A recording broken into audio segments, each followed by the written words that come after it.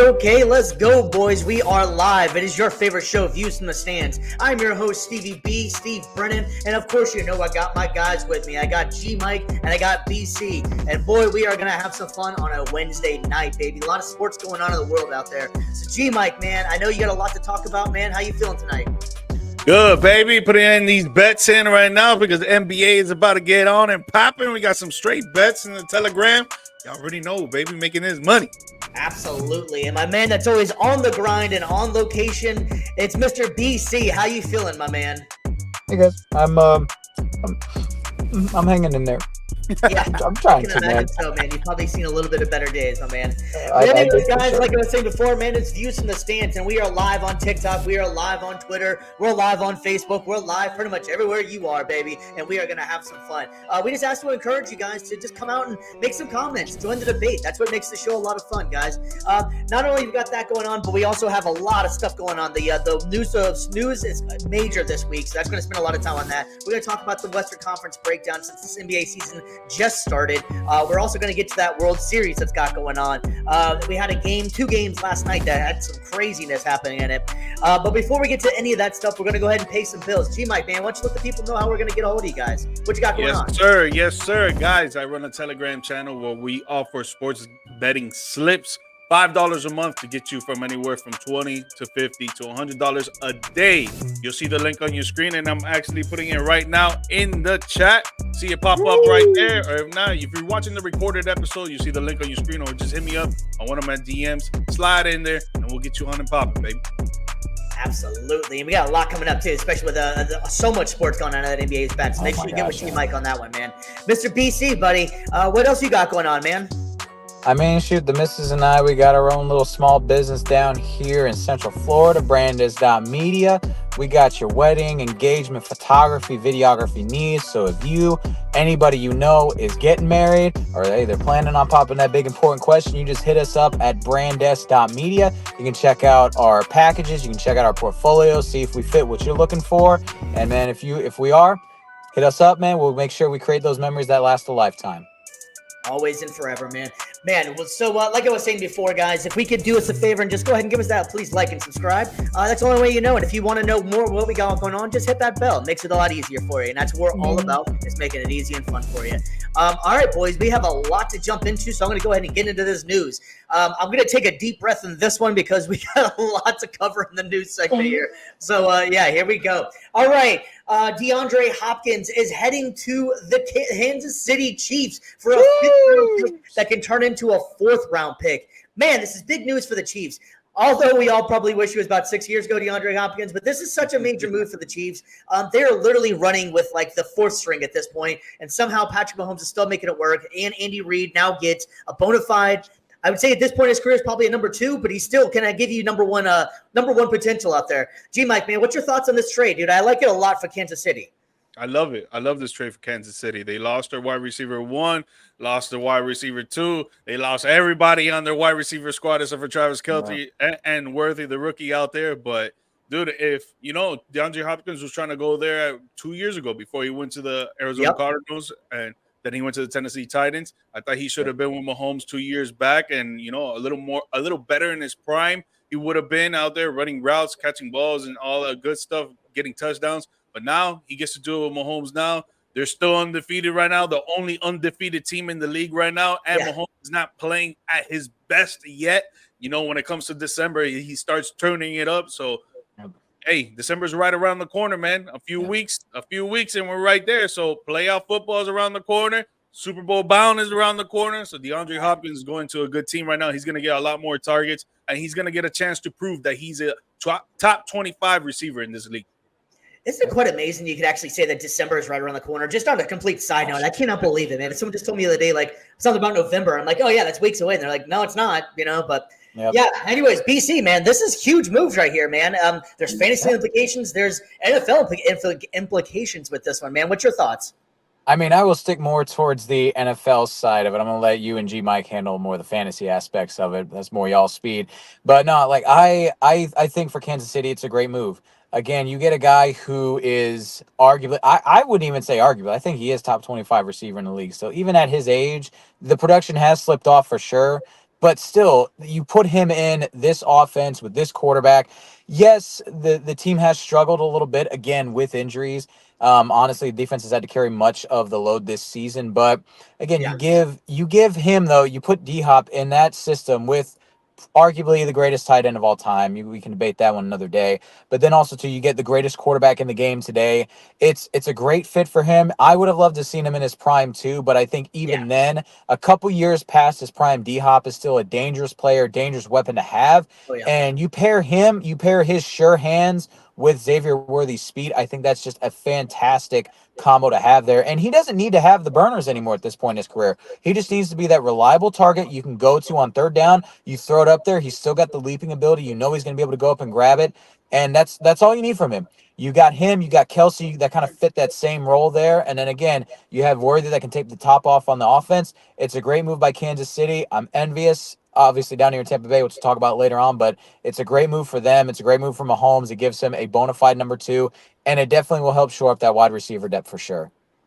Yeah, and I think an underrated part of it as well is Andy Reid, man. Andy Reid has just been so consistently coming up with great plays and just last weekend, literally the people that are throwing out there, you could not name it. Even their parents would be like, "Oh, my son's playing." You know, like there's nobody I was out there. You guys like, didn't even notice. He's making it work every single time, man. And I really think that just he's going up and up and up in the pecking order of getting up there in that greatest coaches talk. If he already wasn't already in that discussion, because I swear, man, the guy just comes up with game plan after game plan. Yep. I mean, they lose Eric Bieniemy. Maybe that was supposed to be like the big thing. Maybe they was like coming at. Didn't even miss a step, So, like, I really think Andy Reid is absolutely amazing and has to be probably up for Coach of the Year in my opinion. As all the injuries they've lost in that one. For sure. And I mean, if they're able to win the Super Bowl again this year, they three-peat. Honestly, it would be pretty difficult. Like it's basically him and Belichick at that point for greatest coach of all and time. Belichick didn't even get it done either, so it's never happened. So that's the one thing. It's like, do you take the guy that did the three-peat or you got to take the guy with the most rings? It's a great discussion. And again, let's not forget like a decade ago, Andy Reid was looking like he was on his way out. Like this whole dynasty that happened, people thought that he was just a perennial choker, couldn't get it done with the Eagles, was a constant failure, wasn't getting it done with the Chiefs at first. But now it's crazy what 4 or 5 years really makes a difference in a coach's in anyone's legacy in the NFL. So like you're saying, hats off to Andy Reid. Like fantastic job managing this ship. And if they somehow finish this season, I don't want to jinx them, but their record right now starts with a U. It's something like that. Undefeated. Oh man, I spoiled it. But if they're able to keep that up, and on top of that three-peat, I think at that point you got to give it to him. That'd be crazy. I know we're just starting, but that's just a little bit of fantasy. But that's why I don't do fantasy as much. And come to think that a lot of people were giving crap to Andy Reid for letting Alex Smith go and putting in Mahomes at the end of the 2015 season. Yeah, and he put it at the very last game, 16 right? or 17. Like two last games. He started him the 2 last games, and he did pretty decent. And people were like, okay, cool. This kid is cool and young and whatever. And he's going to be a good backup for Alex Smith. Next thing you know, offseason comes around, they trade Alex Smith, and people are like, what? What is Andy Reid doing? Has he lost his mind? Blah, blah, blah. Yep. Look at him now. Look at him now. Yep.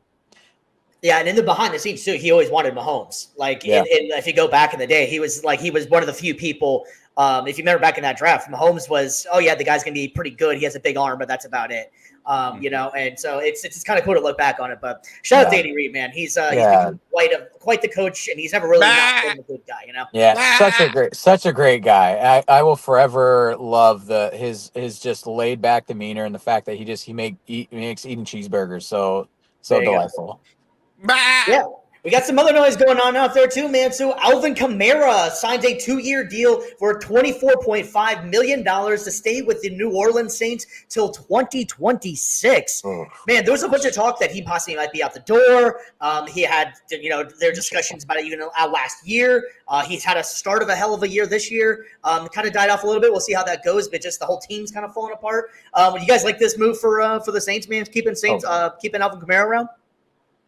I mean, for the Saints, it's pretty good to keep him around for sure because he's a top 10 running back each and every year, fantasy-wise and just being on the field, the regular NFL regular season-wise. But is he going to stick around in New Orleans? I don't think so. I don't think this extension means anything. I think they're just No? trying to help him out right now, and they're trying to Yeah. secure him for right now and let him know, like, yo, we appreciate you right now. But Yeah. I don't think he stays there for long. Before the season started, I said he was going to get traded at the trade deadline. I may be wrong not getting traded at the trade deadline, but maybe next offseason he does get traded.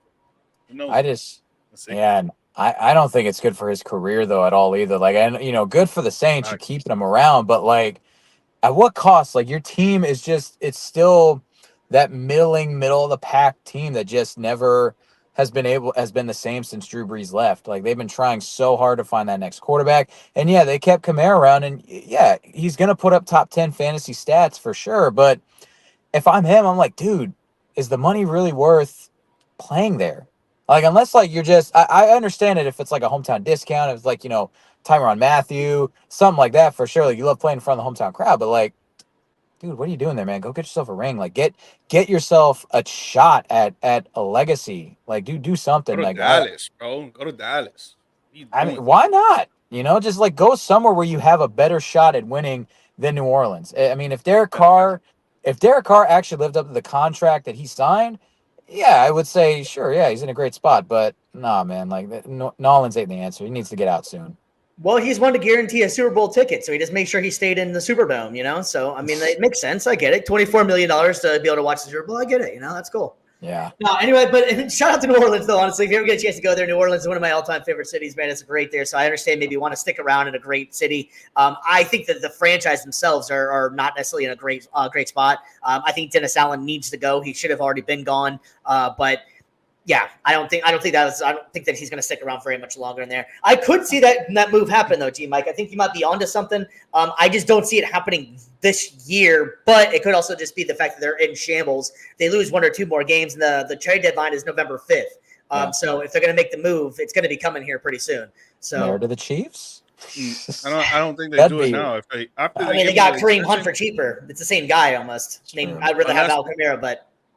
Unless they're really trying to give him the extension and then use that as trade value, because of the extension, try to get more assets out of it, maybe. But at this point, if they give him the extension this late, right before the trade deadline, I don't think it happens. But maybe next offseason, maybe. Yeah, Shedeur Sanders is going to look really nice in that Saints uniform, Ugh. Would be that bad. All right. Well, boys, this is where it's going to take a little bit of time because we had a whole bunch of shit happen on last week, man. All right. So I'm going to go take one of those deep breaths and let's go ahead and get into this. All right. So we got Deebo Samuel went to the hospital with pneumonia and has been released. Still don't know when he is coming back. Same team. Brandon Ayuk tears his ACL and MCL in the same game. Woo! That was not very good. Going on, we have the same Sunday, man. The Browns, Deshaun Watson ruptures his Achilles. He is done for the season, and possibly his career might be over. So that one's something we want to get into a little bit as well. Then we got down there to your boys, BC, the Tampa Bay Bucks, man. Mike Evans, fresh off of catching his 100th touchdown. Shout out to Mike Evans for being a Hall of Famer, in my opinion, first ballot.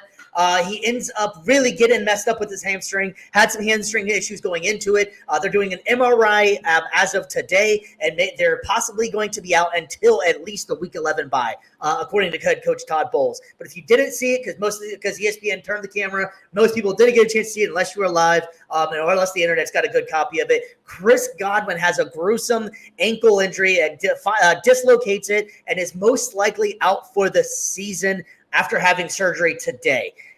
Whew, let me go ahead and take a breath. I'm going to need you guys to take this over for a second because there was a lot to get out of there, man.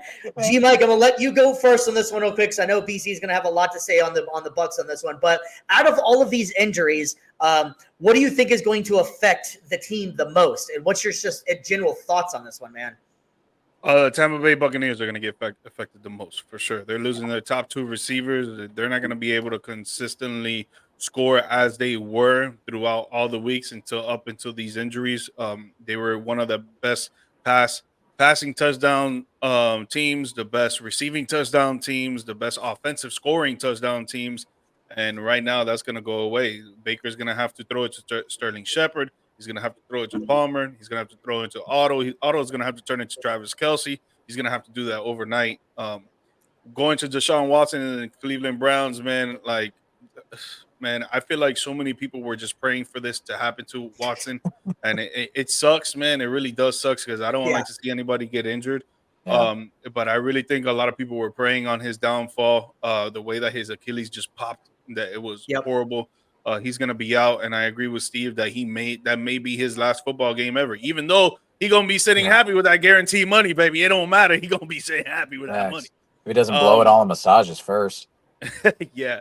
With the Niners, again, I don't like to see anybody get injured, man. It sucks, but they're playing the Cowboys this week, baby. So we have a chance at winning, baby. Easy pickings for you. I've already last week of getting that whooping to the Lions 47-9.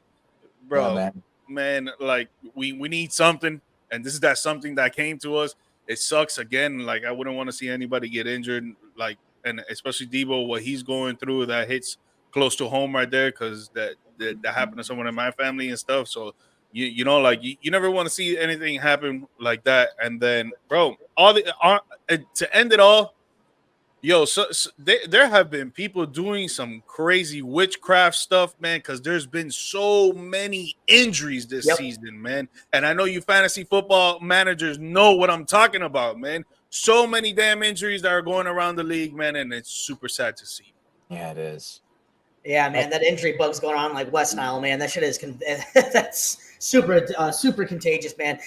So I'll the one I really wanted to touch on a little bit was that Deshaun Watson one. I think that one is very interesting because the contract. You never, like we were saying before, you never want to see someone go down like that. That clearly sucks. There's nothing else really way around it. Even though he was playing absolutely, arguably the worst of any quarterbacks ever played in the history of football, and that's just not even bad mouthing the man. That is literally just statistical facts. He is having one of the absolute worst seasons ever. Through what is this, week 8, going into week 8, he only has 1 touchdown pass, which is almost unheard of in a league that constantly people are scoring. Excuse me, I take that back. Let me take that back. He has 5 touchdown passes in 8 weeks. Going into week 8. He only got 1 though. Right. Yeah. Jameis Winston comes in, plays for. Now, granted, in garbage time, Jameis Winston comes in a few plays and already scores has a quarter of what Deshaun Watson has in about 8 plays.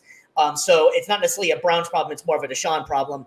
And, he's definitely eating them W's down there, man. But the contract is where it really gets interesting because the Browns have really put themselves in a really bad spot.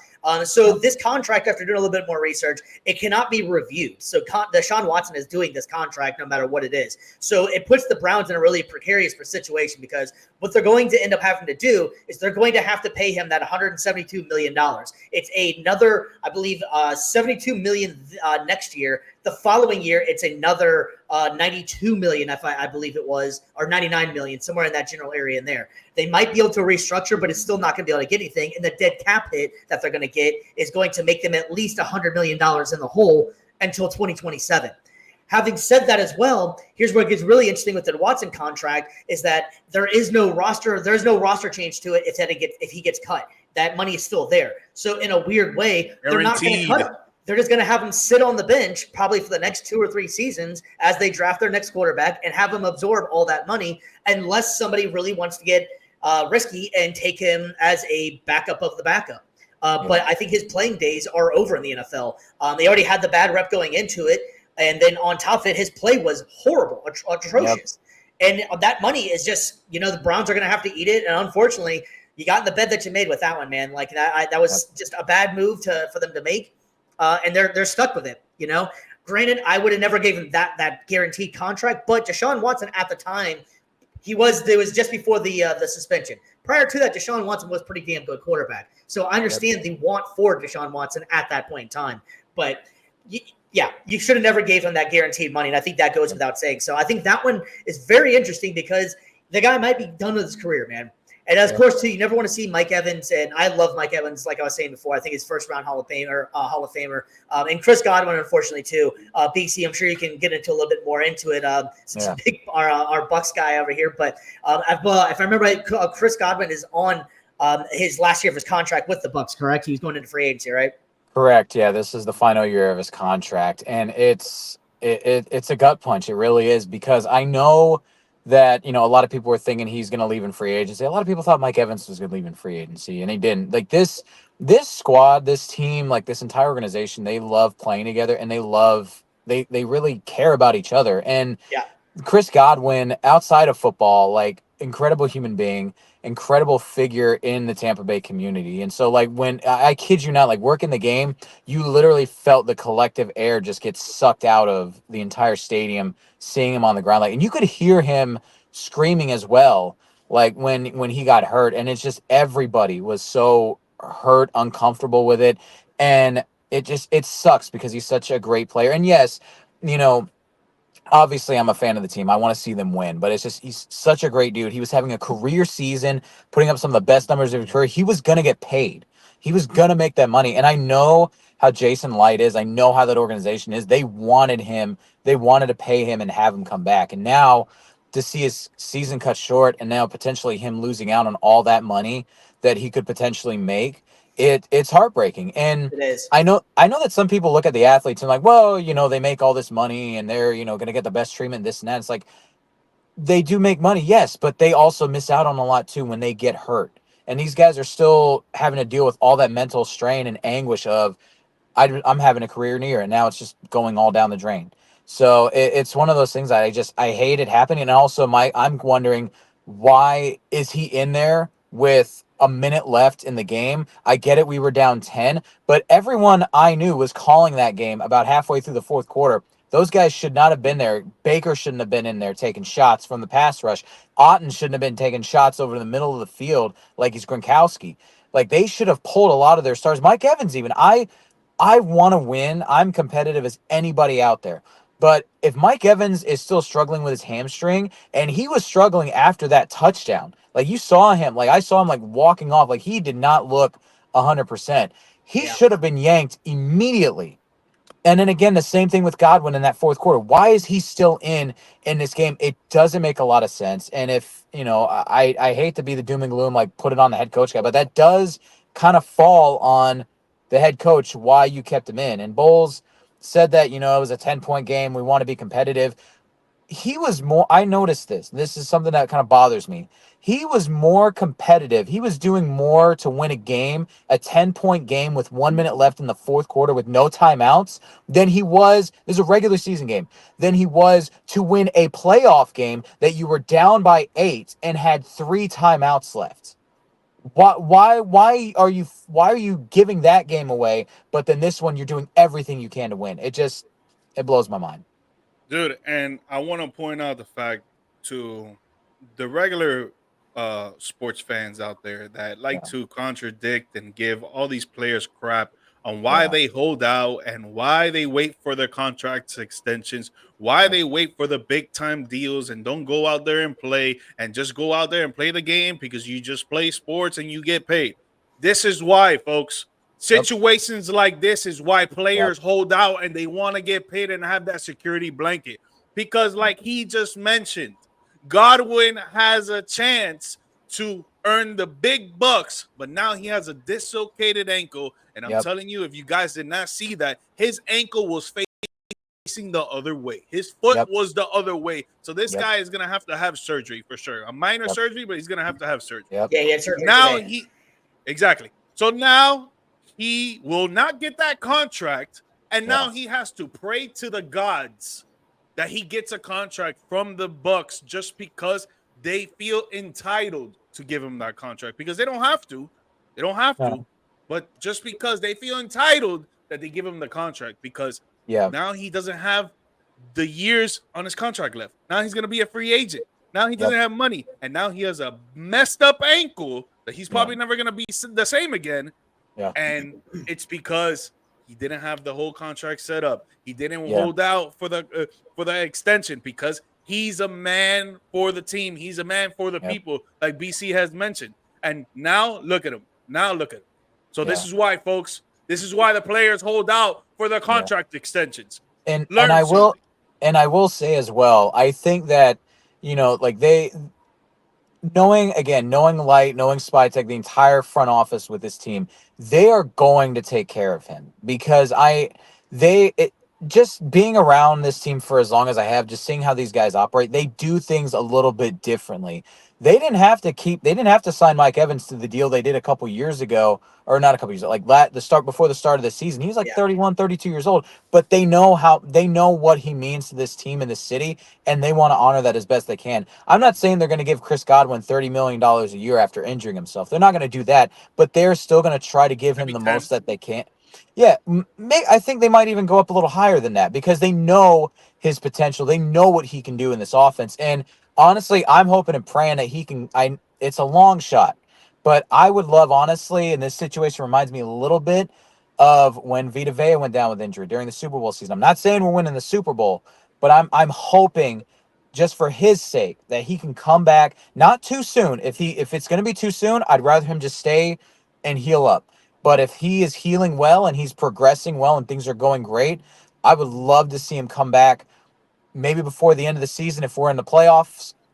Go there, tear it up in the postseason, not literally like, but just like go on a absolute heater in the Bad choice of postseason. words right there. Yeah, Bad choice exactly. of All words. right, I want to see him go on an absolute run, like go on an absolute heater in the Oh yeah, playoffs. we want to see him run. All right. Yeah, man, I'm trying, man. I'm trying to stay positive, but I want to see him put up numbers though in a short amount of time, and I want to see him just absolutely prove everybody wrong because that man deserves it.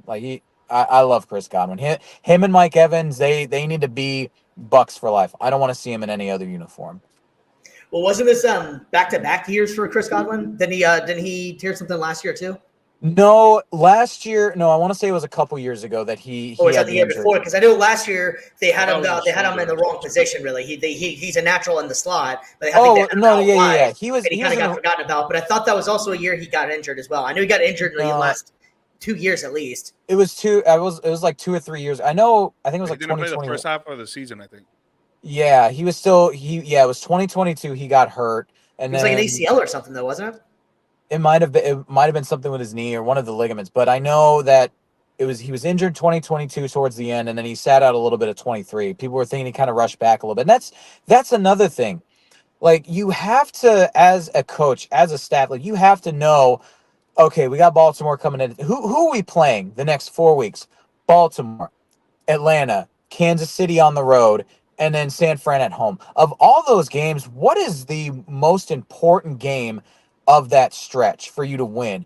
Atlanta, because you already choked away a game to them earlier this year. You're trying to at least get back to the playoffs. It starts by winning your division.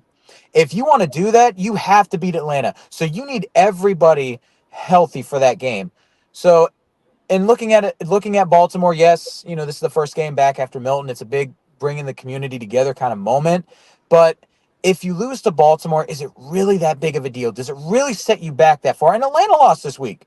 So it's like Right. if you lose to Baltimore, does it really set you back that far? Now, not only did you lose to Baltimore, but now you're down your two best receivers going up against probably the chance at the division.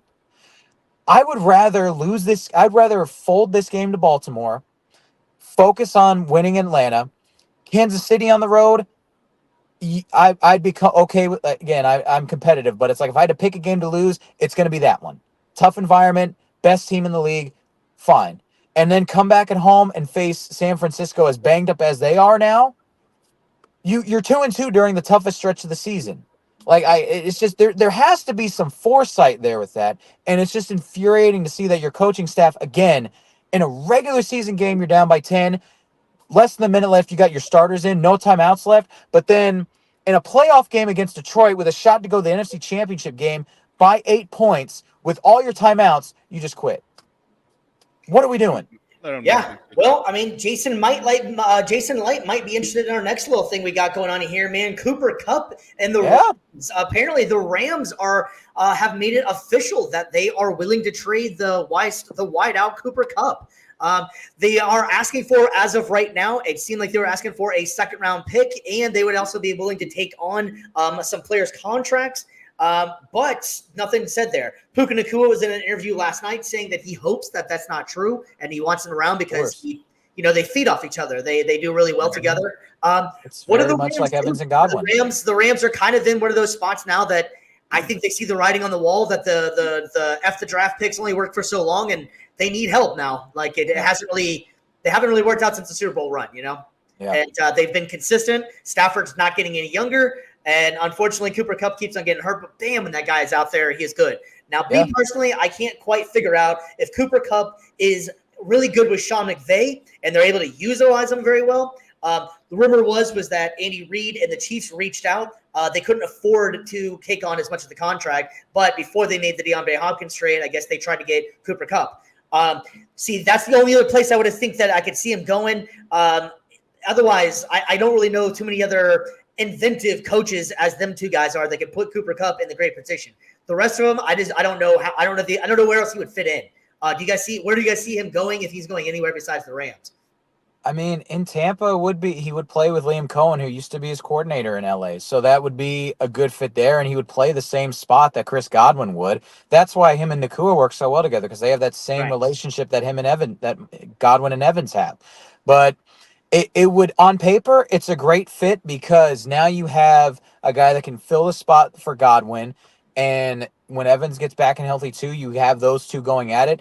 Obviously, when Godwin comes back, that's another story. But if you're the Bucs, you're asking yourselves, is the draft capital and potentially young players you'd be trading to give up, is that worth a one-year rental? Because I don't necessarily see them trying to take on Kupp for a long-term contract because of how much he commands. And so it's, if you do trade for Kupp as well, are you going to be able to re-sign Chris Godwin? I don't know. And that's the thing. Like, are we willing to kind of risk it all for this season?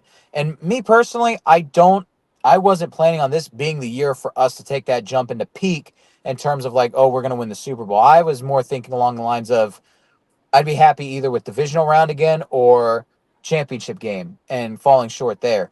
I think next year, if you're the Bucs, that is the time where you want to start peaking. That's where you want to start going all in, because that's when your contract with Evans runs out. That's where, like, again, if Godwin, if you're able to restructure a deal, great. But like, to me, that's kind of the year to peak. So like, it's a really tough balancing act. On paper, I would love I would love Kupp to come to the Bucs. Again, fills that Godwin role, but is it worth all the draft capital and young players? Yeah. I don't know. I don't envy Jason Light. What do you think, man? Where do you think he's going to end up? And what do you think? Do you think he's to lead the Rams, or should the Rams just work it out with him? They definitely should work it out with him. I don't understand why they want to trade him in the first place. Like, Puka Nacua and him working together is going to feed off each other. Like, they work well together, and the running game is really good. They're one of the best rushing offenses in the league. And now you get Cooper Kupp to come back, you get Puka Nacua to come back. Your offense is still good. Stafford is still a great quarterback. In my opinion, he could be top 10 right now, but he doesn't have the offensive pieces out there, the offensive arsenal out there to get him any points, to get him any touchdowns. So it's tough for him. But you're going to have your two receivers come back and you want to trade one of them? Like, it doesn't make sense to me. But if they do trade him, and let's say he has some sort of say in it, because with the NFL, there is no sort of say. It's not like the NBA where you have no trade clause and stuff like that you could just lift. But if he would have some sort of say in it, I would say send him to Pittsburgh.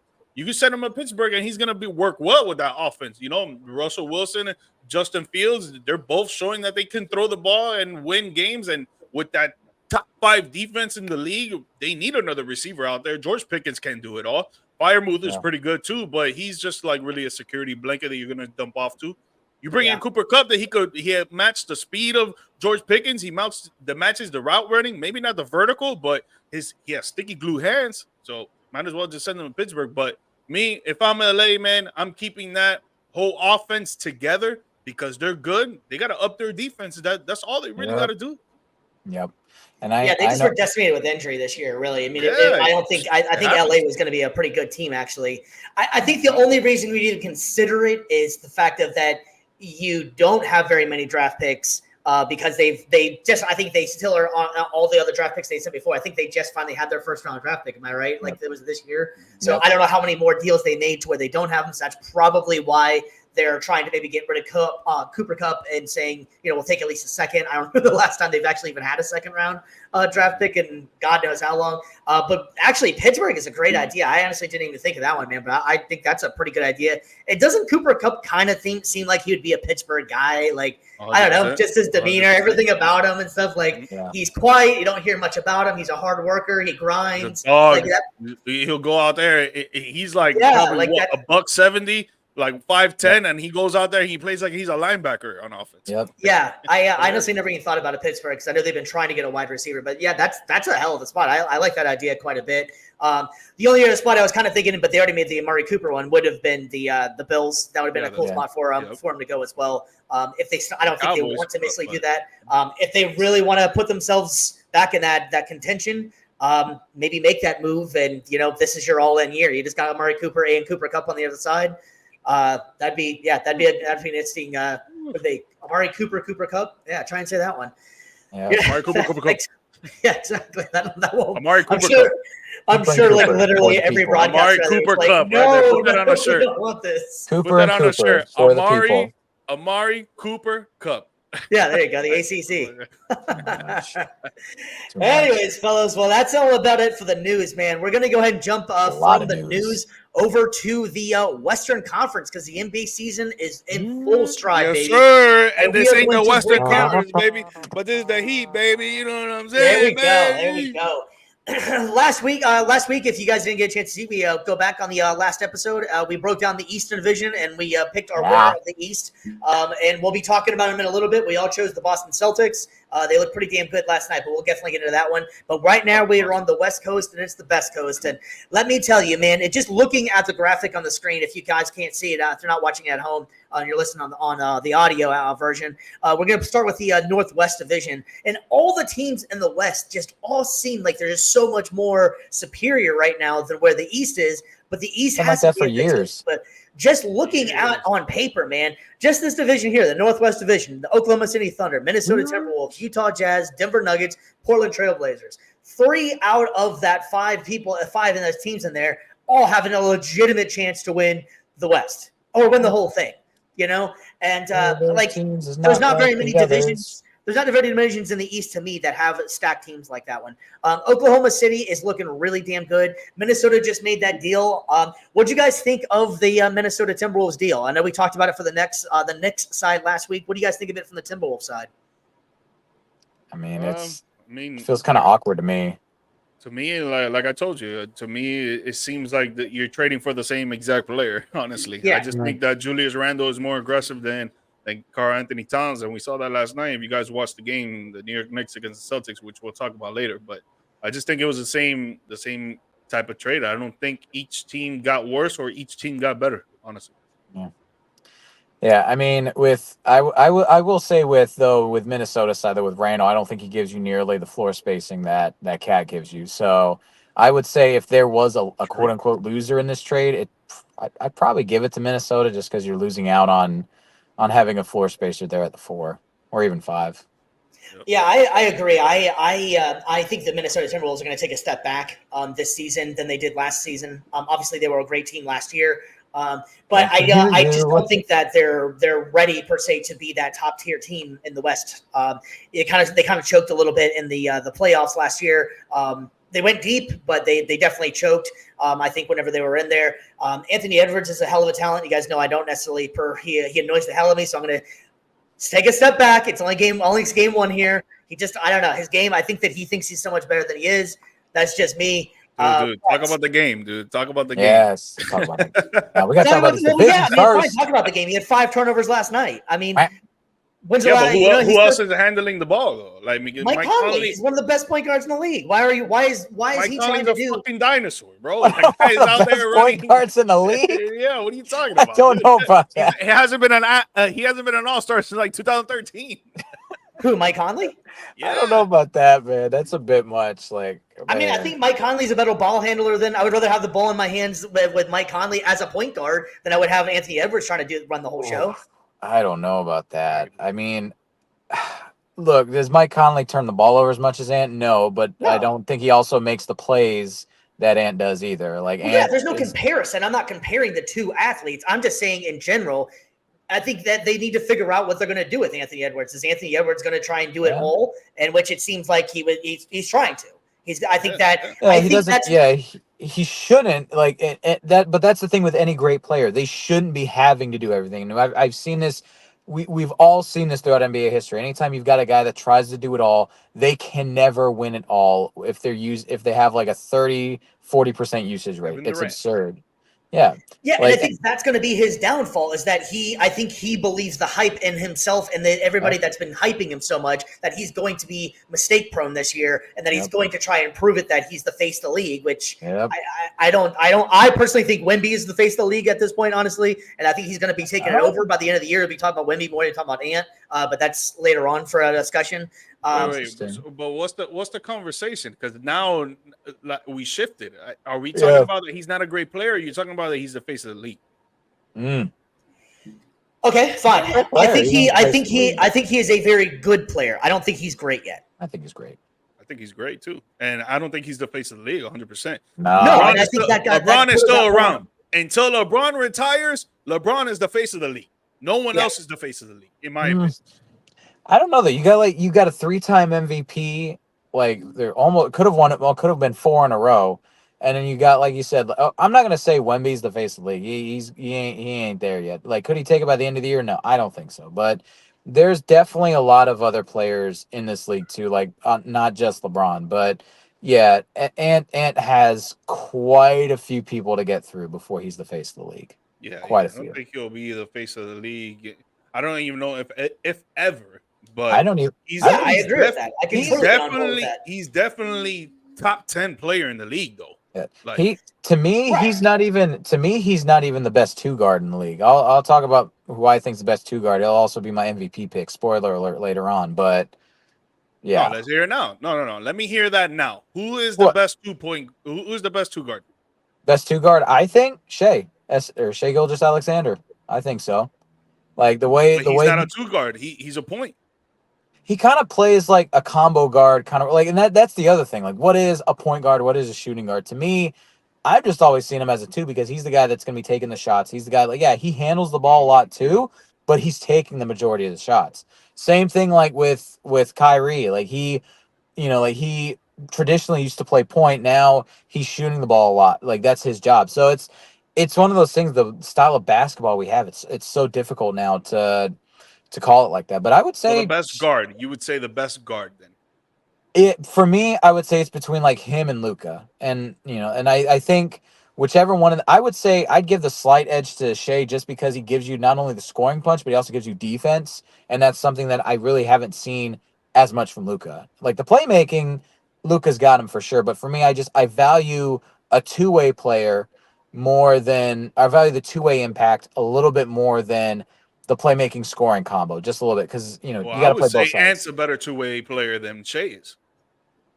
I don't know though. I mean, so. Ant's I'd take Shai over Ant. Look at the stats. When we get off here, look at the stats. Yeah. Look, because Shai, I think. I brought it up last year, and everybody was giving Ant his whole thing. He wasn't even top 3 in MVP. Like, how does this guy think he's in the top with these guys? It was Luka. It was Jokic. And Shai, SGA. He didn't make the top 5. But Shai is playing with guys that weren't ball dominant like Karl Anthony Towns and I'm not gonna say Rudy Gobert, obviously, but Naz Reid coming off the bench, while Shai was running the show, and like how BC says, he's taking most of the shots. That's why he's considered MVP, and because OKC went from a play-in team to number 2 in the West, and the West is deep. Well, they were number 1. Yeah, they were number 1. That's right. They became number 1. And then Minnesota. But they weren't number 1 the whole time. The whole time, Minnesota was number 1. Yeah, but they came in at the end. Into the last 2 weeks of the season. Yeah, and Shai, he was taking the most of the shots, but also too, like there were other guys that were taking shots on that team too. It wasn't like he was just hogging the ball to himself, and he shot at a great rate. Like his efficiency was very elite, I think, for his position. And then on top of that, but he don't shoot threes. Shoots threes. Shai shoots like one or two threes a game. Yeah. And shoots like 6 or 7. So it's like. But how many does he I will say though, how many does he convert? I think last night he went 3 for 5, I believe it is, maybe or something, or 3 for 7 or something along those lines. But also too, Shai, as far as 2-way impact, I think he's also an underrated defender as well. He was like I want to say He either is. first or tied for first in steals last year. So he But he gets definitely, no blocks, and Ant yeah, does, which yeah, is why I think he's a better two-way player. And the mm, defensive rating, like when he yeah, covers people, people miss more shots than Shea when there's covering them. You get what I'm saying? yeah, I feel it. But then again, if he's picking the ball, if he's pickpocketing the ball from them, not even giving the chance to shot, that's Yeah, yeah. another thing to consider. That's So yeah, yeah. yeah, it's one of those things. Like it's not for me. It's not like leaps and bounds because again, like the top 10 for the NBA, to me, it's close. It's not like this guy, like Shea is just 2 or 3 leagues ahead of Ant. Like they Yeah. are very neck and neck. I just give Shea the slight edge just because again, I think that his ability to pickpocket, which is what you want from your guards, and then also to his ability to put the ball in the basket. I just value that a little more. But Yeah, yeah. Okay. yeah, for sure. But yeah, But Northwest Division I is think just Shea's more of studs. a one guard than a two guard. I think Ant is more of the two guard, which is why Mike Conley starts. You get what I'm Yeah. saying? Yeah. And I mean, I think honestly nowadays the way basketball is, we don't really necessarily even have like point and shooting guards anymore. Yeah, You're it's just a just guards, guard, forwards, and forwards and big men, centers. really. Yeah, not even centers now. They're just dunkers. Like they just Yeah, occupy it's the just dunker big men. spot. It's big men. Yeah, that's it. So Yeah, last year Shea was fourth in the league in scoring, and Anthony Edwards was 11 in the league in scoring. So it's not like you're splitting hairs in here. It's off by a couple points a game or so, somewhere along those areas in there. well, But having defense is a said little that, different, but yeah. I mean, when yeah, Shea I don't know. handling the ball more than Ant, of course, taking way more Yeah, shots I too. mean the future is definitely She'll have bright for some the shots. two. I think they'll be going neck and neck and battling it out, especially in the same division. I mean, it's pretty impressive to Oh have yeah, two guards that it's gonna young be a of great age. matchup. Yeah, OKC made it out like bandits with the trades they made. They got him from. He actually technically was on the Clippers, and the Clippers didn't Yep. know what they realized that they had. And They Oklahoma screwed up, City, man. when they were picking up all those draft picks and stuff, they got him. So that was a great move in that one. All right, so let's go ahead and pick this division. Unless there's anything else in the Northwest you guys want to talk about, do you think Denver Man. is back, or is this between the Timberwolves and Thunder, or is Denver still in this?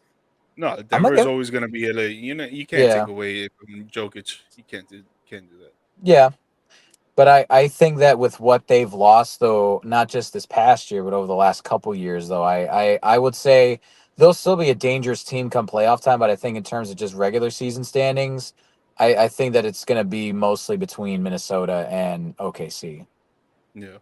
All right. Well, let's go ahead and pick that division then, I guess. I'm going to go OKC. I think OKC is set up and they have a damn good squad. I like the way they're set up with, and I really love SGA. Yep. I agree. OKC's got Northwest Division. Like you said, 1 through 5, that is almost as complete a team as you could have in the league. Yeah, I'm going to go OKC. I think they have more ballers than Timberwolves do. The Timberwolves got like 3, maybe 4 ballers, while OKC, they got like 8 deep. So that's hard to compete with. Yeah, no, I agree. And then, so we're going to go ahead and move on to the Southwest Division, which has the Western Conference Finals champions, and happen to be my favorite team, the Dallas Mavericks. This division is a very interesting division here as well, man. You got the New Orleans Pelicans, the Minnesota Timberwolves, the Memphis Grizzlies, San Antonio Spurs, Dallas Mavericks, Houston Rockets. It's damn near all Texas. They could have maybe just called this one the Texas South or whatever you want to call it. But anyways, man, there's a lot of interesting dynamics with this. So Memphis, I think, is going to make a big leap, man. It's going to be time to finally see if Ja Morant can mature and hopefully play the full season, not get himself in trouble and realize, I have all this talent and I'm just wasting it by being immature. But I really love what they picked up in Zach Edey as well. So I think Memphis has been one of those quiet teams that people kind of just forgot about because of Ja Morant's been out. Let's face it. So yeah, and then also you got Zion. We'll see what he's finally going to do in New Orleans. He keeps on. I've never been a big Zion guy either. I feel like I'm a hater of everybody all like the popular guys. I feel like everybody thinks I'm a hater on it, but I just haven't been. I just don't believe in Zion either. I don't drinking the haterade. He doesn't. I guess so, man. I'm a Florida Gators fan. I know about Gatorade, so yeah, I'll drink in the haterade. Zion hasn't done anything for me either, man. He has all kinds of. He's athletic as all hell. Can give you some highlights, but he just needs to get him. He can't stay healthy, can't stay in shape. I mean, it's flat out. I mean, how are you going to put the franchise on a guy that can't keep himself in healthy and in shape? Healthy, he can't really do anything about. I just mean in shape. Has he completed a full season yet? But when he plays, what do you think about his game? He kind of reminds me of a throwback a little bit. He's developing a shot a little bit more, but he mainly is a in the paint, 2 feet away from the basket kind of guy because he's a massive dude. I don't know how sustainable that is, especially with the new NBA. I mean, hell, look at the game last night. I don't think anybody even steps foot past 30 feet anymore. So he plays an old school mentality, plays an old school way. I don't know if it's sustainable, honestly. I don't know with the new NBA is and the speed and how they're playing, if everybody's shooting threes and he's just taking 2-foot shots, if that's really going to be the guy that's going to take them over the hump. Yeah. Well, supposedly he lost a lot of weight. Like, he was putting in work in the offseason. I think he dropped like 20 pounds. Like, instead, like, he usually clocks into like 280. Yeah, it's like he clocks in at like 285, but like now he's clocking in like close to like 260, somewhere around there, which, I mean, shoot, for me, if you took Shaq and compressed him down, like you just took him and shrunk him, like tried to like really cram all the mass together in a smaller human being, you get Zion Williamson. He's just that massive of a human being at 6'6" or 6'7". Like it kind of reminds me of Charles Barkley a little bit. Yeah, that too. I just the thing of the sheer dominance though too that he has, like in terms of scoring, like he easily 60-65 field goal percentage like in this league is difficult. And I think with him, again, losing the weight will help. If he can just be 255, 260, just shredded, he's good. He doesn't have to worry about a thing. And then on top of that, if he can find a way, I feel like, honestly, like you're saying, like he's more of that classic style of center or that classic style of player. Just make him the center for the team and just surround him with shooters. Just surround him with guys that can just spread the floor out. And then all he has to worry about catching lobs, catching rebounds, offensive rebounds, and then just let him cook, let him dunk. Honestly. Is that he's too short for that. That's why you can't put him at center. That's why you gotta have someone like Jonas Valanciunas out there so he can grab boards defensively and offensively. But with Zion, my thing with Zion, I agree with you both. Like he is an old school mentality player, like a Sean Kemp type. If he develops a shot, it's gonna be crazy, disgusting. But right now, we have yet to see that. But we'll go off of his game right now, and his game right now, no one can cover this guy, bro. Yeah, this guy is crazy athletic. Yes, his weight is a problem, and his health is a problem because best availability is on the court, exactly. But when he's on the court and he is healthy, no one can guard him inside the paint. He dunks on everybody. He makes crazy athletic movements to get crazy layups, and he drops easily 20 to 25 points a game, grabs 8 rebounds, and dishes like 3 assists. And it's like, to me, that's a great player, honestly. Yeah, and again, if he develops a shot, if he can develop a shot, I would totally change my attitude about how he is. Otherwise, he's a big guy that just takes 2-foot shots. I mean, you can find it. He doesn't do anything for me as far as moving the needle for them to be a championship contender. I think he's a talented player and athletic guy, but otherwise, I don't think he does anything to make them that much better. I mean, I disagree. I think he grabs a lot of rebounds. He scores a lot in the paint that no one can cover him. If you surround him with guys like B.I. that's supposed to be taking 3-point shots and drive to the basket, and now you bring in DeJounte Murray that he can facilitate the offense and he can score at will as well, and he's a great two-way player. I think that's a great recipe for a great team. They were second seed for the first 4 weeks until B.I. got injured, and then Zion got injured. So you need the ability. His best style is when he's playing downhill. When he can when he's at the dunker spot and he's catching lobs, or get him going downhill on the alley-oops, get him going on some pick and rolls, get him again. This is where developing the shot is so good. Imagine he's at the 3-point line. You got to have a defender come up and respect him because he can shoot. Let him drive wide open lane. He's going full head of steam, 260, just coming in like full head of steam. It's over. You're not like stopping LeBron his first 5 years. Yeah, except he's not as tall, but he is every bit as big, if not bigger. So it's like it's one of those things. A lower center of gravity, he is going to be more difficult to push and move around because of that. So it's scary. Well, Zion actually, so if you want to know, just to put it in perspective, last year's stats, 22.9 points a game. That's 20th in the league. 5.8 rebounds. That's 53rd in the league. 5 assists. That's 40th in the league. 57% shooting, which is 14th in the league. And according to ESPN, he played 70 games last year. So he actually, I guess, did make it all the way through the year. I didn't think he did last year. Surprise, surprise. Or no, he played 70 games. He was out 12. Watch the games, baby. Gotta watch the games, Respectful, baby. man.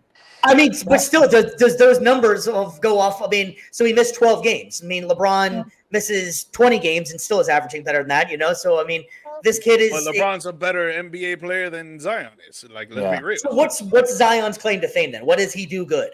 He's athletic. He grabs boards. He dunks and makes layups on anybody. No one can cover plays. him. Yeah. He drops literally 27 and 3 a game. That's good. He averaged 22.9 and let's see, 5.8 rebounds. So I mean, that's still good though. And he does that. And he's good for 58th in the league for rebounds, and that's supposed to be his thing.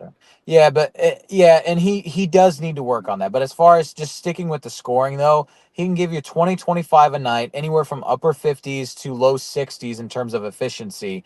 Like, that is a very dangerous player to have, a very dangerous tool to have in the toolbox. He does need to work, and I think this is where losing the weight will help.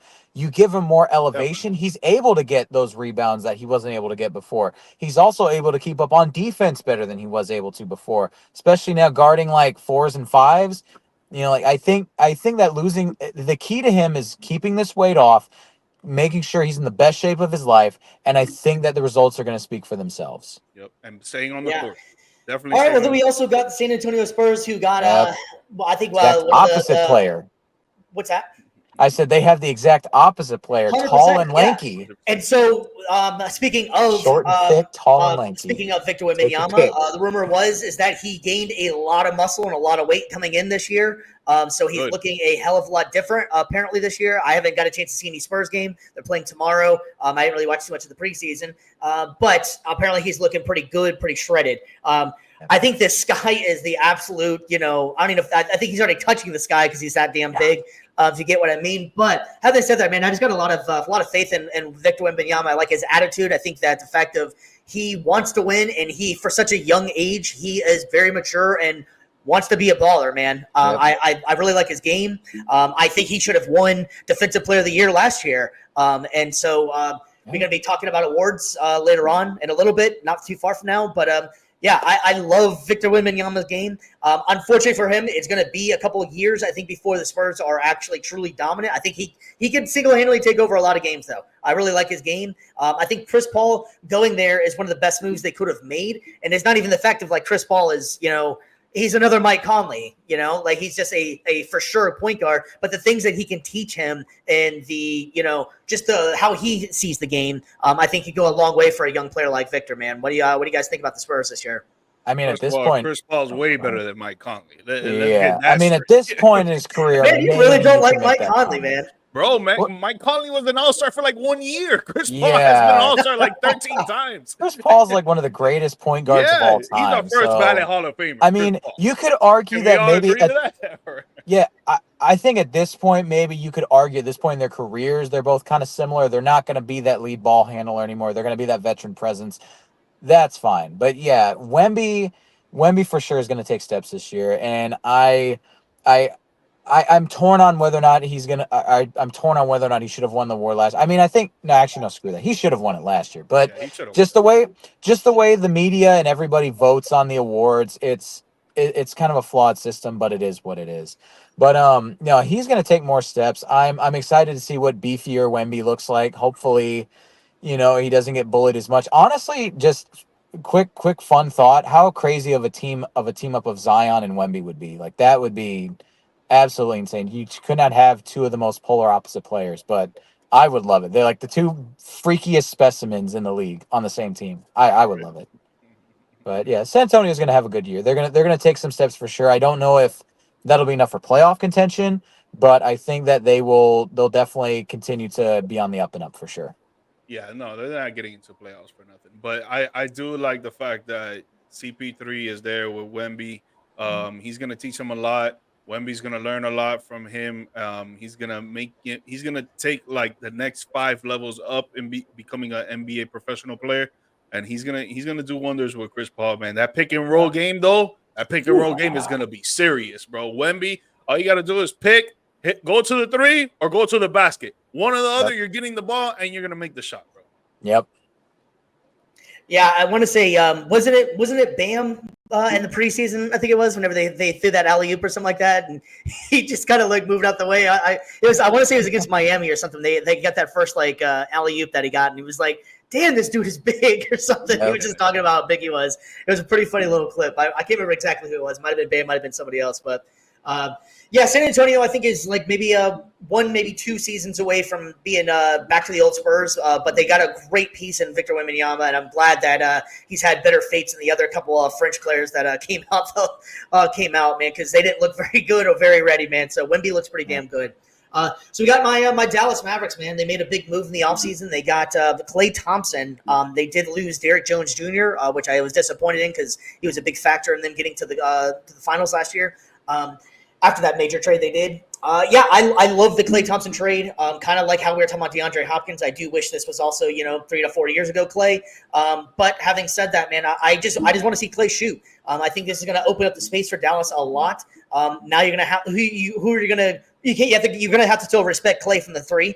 And I hope that's all he does, man. I don't want to see Klay doing much of anything. Don't get hurt. Just shoot the damn ball, buddy. That's all I need you to do. Don't guard. I don't even care to guard anybody. Just shoot threes, man. That is literally all you're here for. It's to put up points. Give me 15 to 16 points a game, and that's all we need from Klay Thompson, honestly. If he can defend, because that's going to be Dallas's biggest weakness. And as a Mavs fan, I am very nervous about the defense.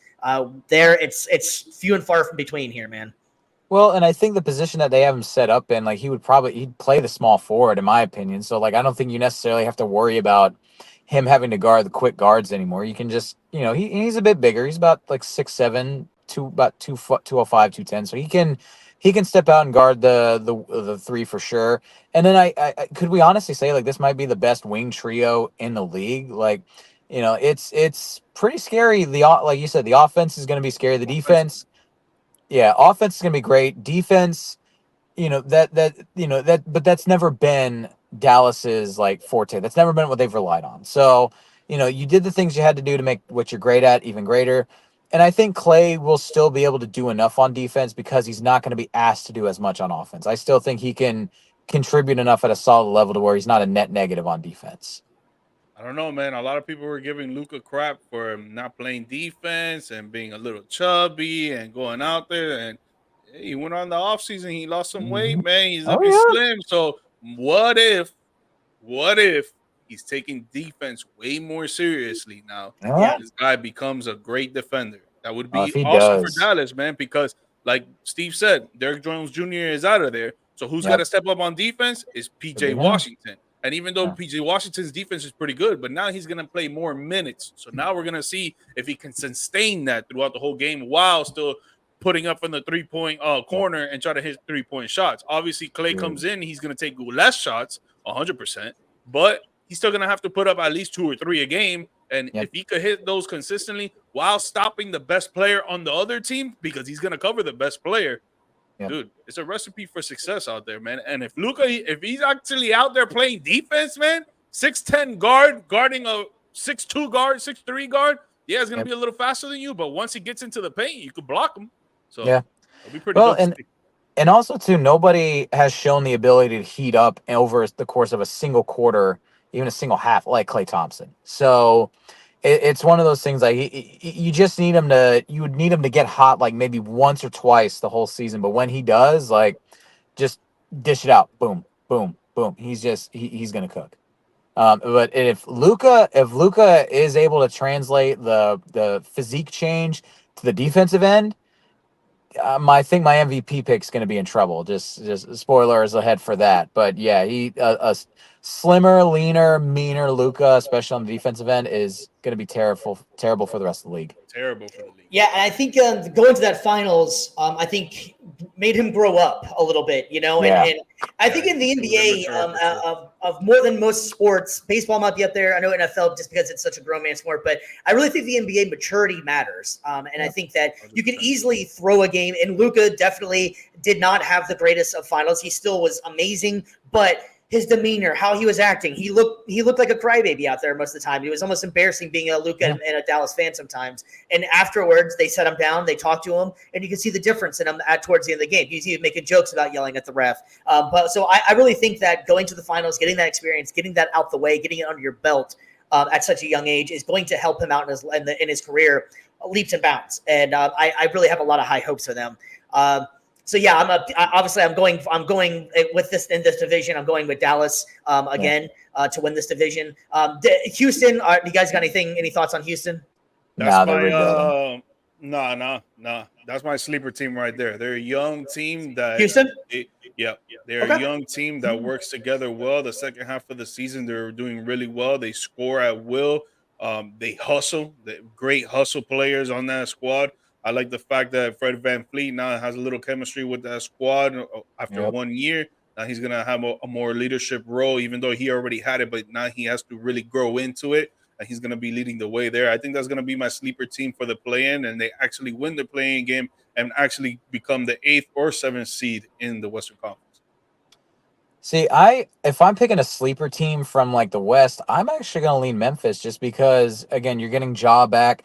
You're getting, I think as well as Zach Edey, the addition, that's going to be a very underrated move, especially like draft pick. I think that he's going to fit in almost flawlessly with the way this team is set up because now you've got Jaren Jackson back at the 4. Like, I think that having those two together, it's going to be a defensive nightmare for any team, especially you try to come in the paint. And then again, Triple J is like so great at being able to step out and switch as well. It's they're going to be deadly. But I do think at the end of the day, the Southwest Division does run through Dallas still. Yeah, no. By the way, Mike Conley averaged 11.4 points a game. So show some love, damn it. 11.4 points per game. 11.4 points a game. 2 points. That's not good at all. That's not good at all. 2.9 rebounds when your boy Anthony Ant only averaged 5.8. So, I mean, the guy's played for 30-some years. Double. Averaging 3 more rebounds. What are you trying to say there? Because it's not helping your argument. He's not double the height, but he's averaging double the boards. Mike Conley's awesome, man. Give Mike Conley some love. Mike Conley is awesome. I'm not taking that away from him. I'm just saying that you said he was one of the best point guards in the league. Yeah. I'm saying we're calling you out on that one, man. He's a great point guard. I would love to have him as a point guard. He's a good point guard, but he's not one of the best point guards. Solid to good. I mean, it's getting taken out of context. I mean, obviously, you can name off 15 other point guards you'd rather have better. I'm saying as a true point guard, though, I think you say one of the best point guards, and that means that he should be an all-star. Tell us he has to be an all-star, no? Tell us in the comments section, what's your metric for being What does that mean? What does it mean when you say, fans out there, what does it mean when you say one of the best point guards? Tell me what that means, please. And tell us how cocky Steve is for saying. I'm just kidding. No, I'm going to get eaten alive for this, and I can already I just think I can already feel it because it's going to get taken completely out of context, but it's all good. Let it. The internet always wins. I truly believe that you meant to say it another way, but what you said was he's one of the best point guards in the league, dude. Like, I know we got to roast you on that one, man. You got to hold the L on that one. It happens. We all get roasted. Look at me last week with the Cowboys. Yeah, man. I mean, it's fine. I like Mike Conley. I mean, I like Mike Conley too. I like Mike Conley too. It didn't say I didn't like him. Well, we got one more division out here in the West. We got the Pacific Division that's consisting of the Los Angeles Lakers, Sacramento Kings. What's got? Real quick, I was going to say this before we went into that. I agree with BC about the Memphis Grizzlies, but do we really think they're a sleeper team? Because the Grizzlies were great. It's just John Moran decided to show his gun on the live cam, and they kicked him out for a while. They suspended him. But do we really think they're a sleeper team, or do we think they're a great team like they were for the past few years? I think that a lot of people will sleep on them because I think that they're just gonna think Jaws gonna be immature and he's just gonna do something to shoot himself in the foot. No pun intended there. But like I think that honestly, like honestly though, I feel like that's a lot of people are just gonna think he's still gonna be immature. It's gonna screw the team over. I don't think a lot of people believe in his ability to rise up and to, take that step forward and to show maturity and to just put the past behind him and move on. I think differently, but I also like to think I'm a little bit more positive than most, but we'll see. Well, to that case in point, I do believe that he matured and he missed the Yeah, game and he wanted to be a part of the game I truly, and agree. he does not want to be away from the game anymore. And Yep, you surround yourself with people that do some crazy idiotic things that shouldn't be seen. yep, You got to separate yourself from those people. And I've heard yep. rumors that he has actually that he Good. has separated himself. So I Yeah. think he Like is gonna be more mature, and bro, he's gonna come out. No pun intended. He's gonna come out shooting. He's gonna come out I shooting. knew you were gonna say something like that. But yeah, life lessons with G Mike right here, man. Don't You know what I'm surround saying? yourselves with good people, kids. Surround yourselves with Exactly. good people. Exactly. And don't say Mike Conley is a great point guard. That'll get you Not a long around way in life. us. That's not what you said. That's not what you said. We're All still right, not so moving on. we We got gotta we let got it go, the man. we got the Pacific Division, man. We got the Los Angeles Lakers, the Sacramento Kings, the Los Angeles Clippers, Golden State Warriors, and Phoenix Suns. This is a pretty wild division here too, man. I feel like the Kings have just Is been it though? scratching at this to try to take over this top spot because the Suns have been constantly been injured. Since they made those moves, it just seemed like it hasn't worked out. And Golden State is just not what they used to be, but damn, Golden State is still good, and Steph Curry is still playing out of his mind right now. What do you guys think of this division here, man? This is a really difficult one to, I think, kind of pick out of here. Well, last season, and I would say the season before too, but this whole division has no defense and no depth. Okay. And maybe I this year disagree a it'll little be a bit. little bit different. It'll be a little bit different this year, maybe. But that's what it was the past 2 seasons. And I Yeah. hope it changes, because the Lakers, they look really great yesterday. And Anthony Davis has shown that when he's healthy, he's the best big man out there on the floor. And there's no debate Yeah. about that. And Yep. the Sacramento Kings, they bring in DeMar DeRozan, a little veteran leadership out there that they actually needed, but they have no defense. Their perimeter defense is pretty sorry. So let's see how they're going to do this season. Los Angeles Clippers, they lose Paul George, and they're a little bit kind of the same team. Now James Harden has to play more of a role. Now you're going to see him take more shots. He's going to play make a little more and stuff like that. And we don't know what's up with Kawhi Leonard. That guy is a part-time basketball player getting paid millions of dollars to not be on the court. And then the Golden State Warriors, they lose Klay Thompson. So now Jonathan Kuminga has to step up his role. Draymond Green still doesn't have an offensive game, which sucks for them. Steph Curry, he's already old, so he's going to have to prove that he could still really ball with these guys, and he showed it in the Olympics, so I'm not taking that away from him, but now it's an 82-game season. It's going to be different. And then the Phoenix Suns have no depth. They haven't had depth for a while. We got to see what's up with Bradley Beal, if he's going to turn into the old Bradley Beal or be the same as last season when he came back from the injury. Yep. And they got no defense as well. So this whole Pacific Division to me just screams no defense, no depth.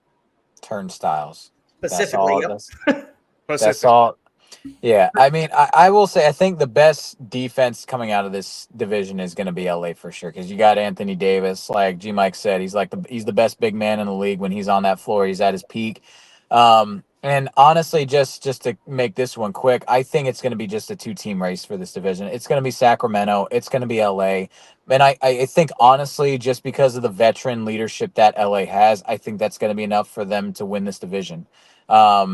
And I think as much as Sacramento tries to beat Big Brother down south in LA, like they tried it back in 2001, didn't happen, obviously falling to them in the Western Conference Finals. I don't think it's going to happen this time either. I think that LA is going to, show again, like, their veteran leadership, their veteran pedigree is going to be enough to, carry them over the top in this division. The Clippers, they're going to try. I don't see Kawhi being healthy enough. I don't see Harden, at this stage in his career being able to do enough to carry this team. And then as sad as it is to say, I hate saying this, but I don't see the Warriors as a threat anymore. Like I haven't seen them as a threat for a couple of years, but Steph is still going to ball out. He's still going to do his thing. It just sucks that there's nothing much more they're going to be able to do right now with him on the team, because he deserves better than this. And then Phoenix, I'm not even worried about them. Yeah.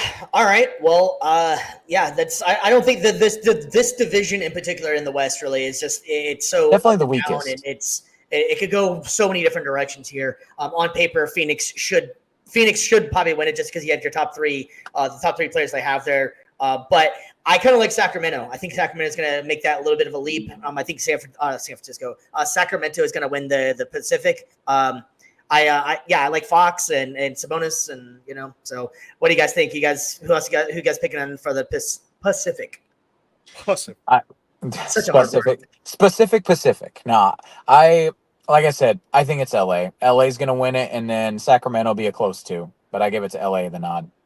Yeah, I got the Lakers too. I think Lakers. Safe pick. Makes sense. They got a little more depth than the rest of the teams, but even then they're kind of a little shaky. Braun's gonna be Braun. Reeves showed me yesterday that he stepped up a little bit, and he's gonna take more shots and be more aggressive. And then D'Lo, we got to see what's up with him because he's always inconsistent. But if Anthony Davis stays healthy, the Lakers are definitely taking this division. All right. Well, just as a slight recap for the Northwest, we all had the Thunder. For the Southwest, I believe we all went Dallas. Yep. And for the Pacific, I'm taking the Kings, and the rest of you guys are taking the Lakers. So now we got the divisions done. Let's go ahead and go for all of them, man. The Western Conference champion is going to be my Dallas Mavericks. Dallas Mavericks, I think, are going to redo it again. It's going to be a very close race. I think that the finals are going to be the Thunder and the Mavericks. I think that Luka is going to have a hell of a year and play out of his mind, and that going to the finals really helped him out. BC, what's your pick, man, for the West? I got OKC winning this one. I think that Shea is going to play out of his mind, and I think that combined with just how deep this team is, I think that no other team in the Western Conference is going to be able to stand up to OKC. The West is going to run through them.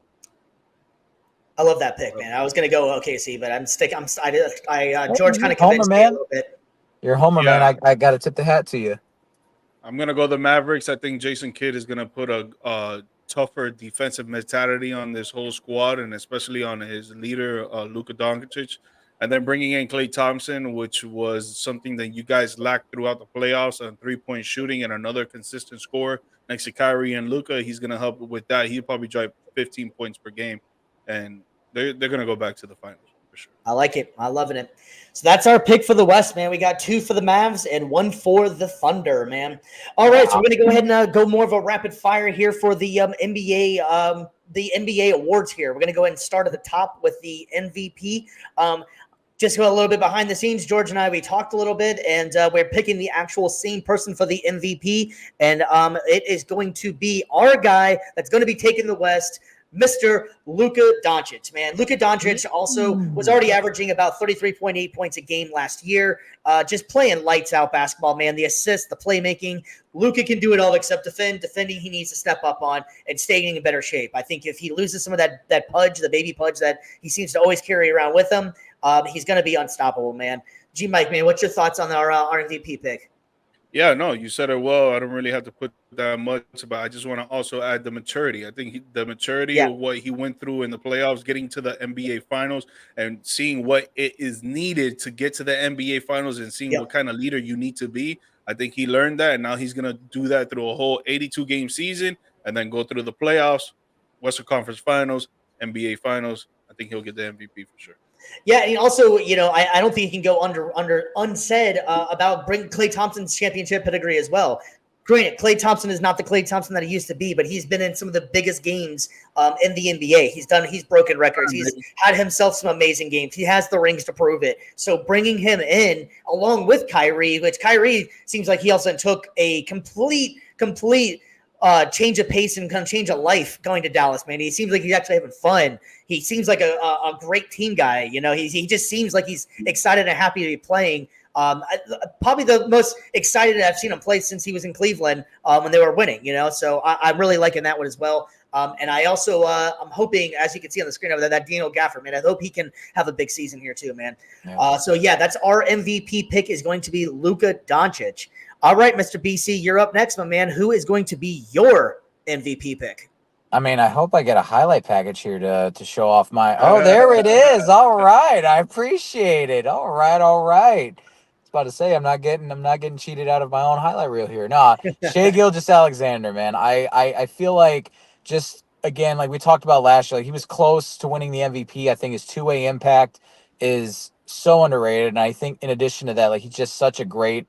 He's a great scorer, can score from basically anywhere. I know we talked a little bit about the outside game. He needs to develop a little bit more, but I think he will, and he'll take that step and really just prove that he's a three-level scorer on offense. And then defensively, he's a pickpocket. He's able to just work his way in. He's not afraid to, to cut off passing lanes. He's not afraid to guard one-on-one. He is just, I think, the best two-way player in the league. I know it's close, but I give him that slight edge. And I think as well, what we're going to see with the MVP is usually it's a top 2 or 3 seed, or top 2 or 3 seed is usually the best player on those teams that wins the MVP award most times. And I again, you got OKC that I think is going to win the West. I think they're going to have the number 1 seed in the regular season. And just that whole entire combination of players that they have, they all play together. They're all hungry. They're all going to want to take that next step. And I think Shea's got it in him as well. I think that that close taste of the MVP last year is going to push him over the top this year. And I think OKC as well. They're going to go all the way. I think they'll take kind of like that Bostonian leap that the Celtics took last year. So SGA, man, I got to give it to him. Yeah, I think that's going to be a great pick. I actually was going to be thinking that one as well. I was really high on OKC this year, but doing a little bit more thinking into it, I really think that Luka is going to make that next step up. So we'll go ahead and recap it real quick. George and I both have Luka Doncic winning the MVP as well, and we have BC taking the MVP pick of SGA, Shea Gilgeous-Alexander. Yeah. All right, so our next one is going to be the Defensive Player of the Year. Since I'm up here first, I'm going to go ahead and first, and I already alluded to it as well. I think it's going to be Victor Wembanyama. I think Victor Wembanyama is going to step up major this year. I almost considered making him the MVP. I just have a lot of faith in what he's going to do this year, especially they're coming in thinking that he put on some weight. Putting on some weight, getting a little bit of muscle to him. I think he's already got the defensive prowess, and I think he's going to have one hell of a year. I think he should have already won it last year, and so I'm going to Victor Wembanyama.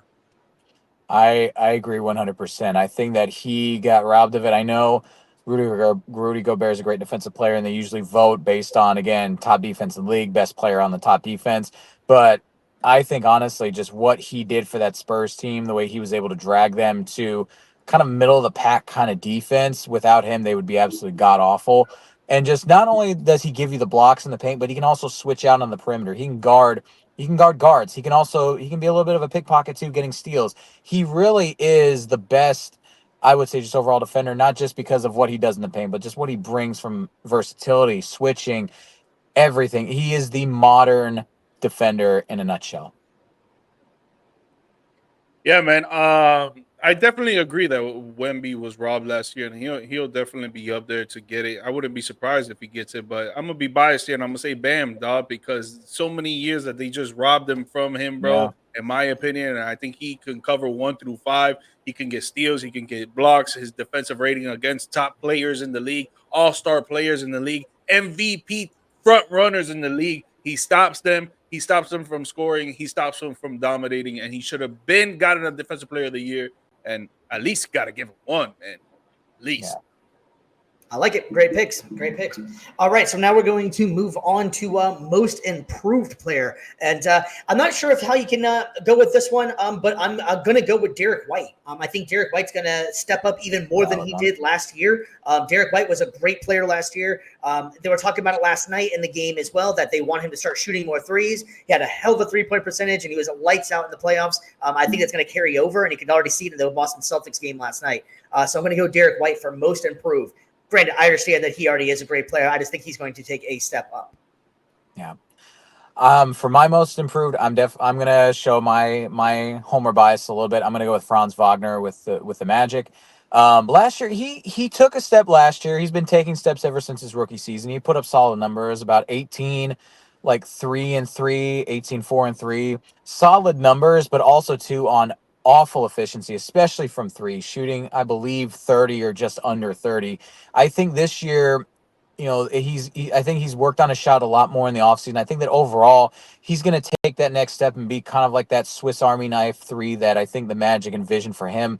I see him getting, around 20-ish points, getting about 5 and 5. But where we're going to really see him improve on is going to be his efficiency. I could see him getting close to a 50, 40, 90. Not saying exactly those numbers, but, anywhere from about 49 to 50% from the field, but then 37, 38, even 40% from three. And then obviously the free throws as well are going to catch up. That, to me, I think that's what will make him the most improved. Not necessarily because of the per game numbers are going to go up tremendously, but I think that his efficiency is just going to shoot through the roof this year. I'm gonna go Lonzo Ball, man. He hasn't played in 2 years, and when he was playing with the Bulls, they were the second seed, or if not the third seed in the East, until he got injured. I think he's gonna come back, dropping 15 points per game, dishing out 8 assists per game, and grabbing like 4 or 5 rebounds per game. He's gonna be a great impact for that Chicago offense. His defense is pretty good as well, but I think he still Oh, has to yeah. step up there. He still has to step up there, in my opinion. But he's gonna come back after not playing for 2 years on a bum knee, and he's gonna show up for the Bulls out there. Interesting pick. Interesting pick. I like it. All Mm-hmm. right, so we're going to move on to the sixth man of the year. I'm going to go with my Dallas Mavericks. I'm going to go with Derek Lively Jr., man. I think that he is going to be coming off the bench. I was kind of surprised, but after the way he performed last year, but you got Gafford, who I think is a little bit more established on the defense. But I think Derek's going to have a hell of a year coming off the bench, man. He was an electric player whenever he came off the bench last year. He even got some starts in there. He can run. He's almost already a heart and soul of the team. The team's been ranting and raving about how well he's already adapted to his hitting his rookie year, and has already almost became one of the leaders of the team. So I'm going to go the backup center for the Mavs, Derek Lively Jr. I'm going to go with for mine, and I think George and I are going to share this one. Naz Reid in Minnesota, guy that definitely I think you could argue should have earned it like last year. He's a guy that for me, he honestly he could be in the starting lineup right now in Minnesota. He's that good. You could argue with with Randall or even potentially with with Rudy Gobert as well, taking a few steps back. Just Naz Reid, what he's able to give you from that center spot, I think he gives you more offensive production than Gobert, and he gives you better defensive abilities than Randall. So I think he's the fact that he's going to just continue to develop his skill set, and I think as well he's going to get either the same amount or maybe even more minutes coming off the bench, just again depending on how well both the two previously mentioned players play. I think that it's going to be a lock for him. Yeah, definitely. You said it great right there. And I just want to mention how Carl Anthony Towns is out of there. So now Naz Reid has to fill in more of a role minutes Yep. wise and scoring wise and Good. rebounding wise. So I think he's going to step up there and he's going to have a great season. Yeah, I agree. He looked great in the playoffs last year too. That's a great pick in there. All right, so we are up to the rookie of the year, and I think BC and I are on the same page with this one. I'm going to go Zach Edey. I like Zach Edey a lot. He's actually looked a hell of a lot better than I thought he was going to in the preseason. He looks like he's transitioning a lot better. He was already with a 2-time player of the year, so he's already got the college stats. He's a big dude, and he can run the floor better than I think people expected. So I think Zach Edey's going to have one hell of a year in Memphis. I agree, and I think that the system, I think what makes his situation so much different than a lot of the other rookies. And I think honestly, just looking at this rookie class, it's not going to be on paper, it doesn't, nobody really jumps out at you. Nobody really like hit. Yeah. I wouldn't go that far. I mean, like, shoot, I like Tristan da Silva in Orlando. Obviously I love Zach Edey with Memphis, but there's not really that one player that just screamed, bam, generational talent, bam, like superstar. A lot of these guys, a lot of people thought were just going to kind of be like good role players. And I think of all those guys, since it's that close, just again, I think what'll determine rookie of the year this year is going to be your situation and fit. And I don't think there's a better situation or fit for any rookie coming into the league than Zach Edey. Like we said, he's going to be on one of the better defensive teams. He's going to be able to just really focus on anchoring the paint. And also, too, he's going to be able to do some playmaking as well from the post as well. That's going to be an underrated aspect of his game that I think Memphis will thrive off of. So I feel like he's going to be the one, again, he's the tallest guy in this class, but I think he'll stand head and shoulders above the rest of the rookies. I like it, man. And I love G Mike's rookie of the year pick too, man. Yeah, and before I say it, it's a great mention of how you say that it's the situation that you're put in. because this is why I picked Dalton Connect with the Lakers. Because my second runner-up was going to be Kel Ward with the Miami Heat. But the only reason I picked Dalton, because the situation that he is with LeBron, and they need scoring efficiency, which is what they were lacking last year from their bench. He's going to come in there, and he's going to do that for them. Kel Ward, he's going to do the same thing with the Heat, because we needed a big man that was going to go out there and grab rebounds and be a rim protector. I just think Connect is going to affect the Lakers more than where will with the Heat. Yeah, he was my favorite player coming out of college, man. The kid can just shoot. He can ball. He's got a little toughness to him as well. He's got a decent size. Not the biggest guy in the world, but for exactly what you're saying, what the Lakers need, they just need someone to score. So I really love that pick, actually. So he's the perfect fit for a LeBron James system. So exactly. Yeah, I agree. Well, that's going to be it for the awards. Well, I think we'll just give everybody just as a rundown real quick. We'll each individually pick them real quick. All right, so my MVP is going to be Luka Doncic. My Defensive Player of the Year is going to be Victor Wembanyama. My Rookie of the Year is Zach Edey. My Sixth Man of the Year is Derek Lively Jr. And my Most Improved is going to be Derek White. All right, so for my MVP, I got SGA. For my DPOY, I've got Victor Wembanyama. For my Most Improved, I got Franz Wagner. Rookie of the Year is going to be Zach Edey. And for my Sixth Man of the Year, I've got Naz Reid. For my MVP is Luka. For my Defensive Player of the Year is Bam. For my Rookie of the Year is Dalton Connect. Sixth Man of the Year, Naz Reid. And Most Improved Player, Lonzo Ball. Nice. Great job, guys. All right, well, we're going to go ahead and breeze through this real quick because I don't think this game is going to be anything super crazy, but we have the Thursday night football game, man. We got the we have the Minnesota Vikings and the Los Angeles Rams. Nothing about that looks like Miami at all. I don't know where the hell I got that from. Down south. Yeah, he was looking at my hat. He was looking at the hat. Maybe that's what it was, man. I have no idea. Anyway, it's just so we're on the same page. It is the Minnesota Vikings and the Los Angeles Rams. I think that the Vikings are going to dominate this game just because of the Rams are just super hurt. It might be a tryout game for Cooper Kupp for another team. If they do decide to make that move, this will be the prove it point that he actually is healthy. So that'll be interesting to see with no Puka either out there. So it's going to be mainly on him. And Kyron Williams, man, that guy can't stop scoring damn touchdowns for the Rams. But I think Minnesota is just probably, in my opinion, like the third, maybe fourth best team in the league right now, the way they're playing. They're just playing lights out right now. So BC, man, what's your thoughts on this one? But I mean, they're coming off a loss too against Detroit, so they're going to be too, man. What a game! Yeah, so they're going to be playing with a chip on their shoulder. They're going to be playing a little extra pissed off, and like we said, this is a battered and beaten LA Rams team. So I think all the writing's on the wall. I think Minnesota is going to win this one pretty handily. Yeah, Minnesota is one of the top teams in scoring, while Rams are one of the bottom teams in scoring. The Rams are the worst team in the NFL with passing TDs. Obviously, Puka Nacua and Cooper Kupp have been out, so that's really tough for them. While the Vikings are the fifth best team in passing TDs. So the Rams are going to have a tough time keeping up with the Vikings when it comes to scoring. And both defenses are pretty good. They're in the middle of the pack of the league. So if the Rams can't keep up with the Vikings scoring, I see the Vikings winning by 2 touchdowns, maybe even 2 touchdowns and a field goal. Nice. Yeah, the Vikings defense has been a pretty relevant. Wow. I was going to skip that one, man. My mouth is too dry to even try that one, man. The Vikings defense is – what's up? You're going to say relevant?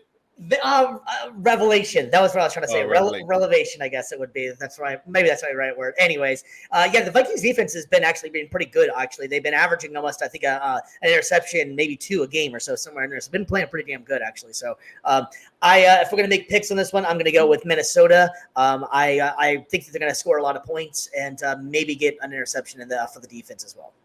Yep. Agreed.